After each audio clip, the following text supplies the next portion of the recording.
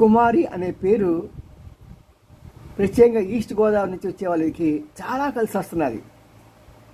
ఎందుకంటే ఒక 4-5 సంవత్సరాల క్రితం కుమారి అనే ఒక వ్యవసాయ కూలి తన పాటలు పాడుతూ ఉంటే తన పక్కన ఉన్న ఆమె దాన్ని రికార్డ్ చేసి యూట్యూబ్లో పెట్టినప్పుడు అది వైరల్ అవటమే కాదు, దానివల్ల ఆమెకి అనేకమైన అవకాశాలు వచ్చాయి.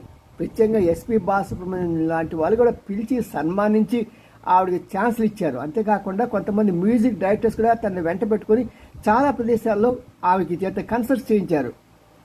అది కుమారి అనే పేరున్న ఆమెకి వచ్చిన స్థానం. రెండవ కుమారి, ఈవిడ కుమారి ఆంటీ. పెద్ద కుమారి కన్నా కూడా ఈవిడ చిన్న వయసే, కానీ అందరికీ కుమారి ఆంటీ అయిపోయింది. ఆఖరికి సోని సూద్ కూడా వచ్చి సన్మానం చేసి ఈ యొక్క కుమారి ఆంటీకి నేను తోడుగా ఉన్నానని చెప్పాడు. అది కుమారి.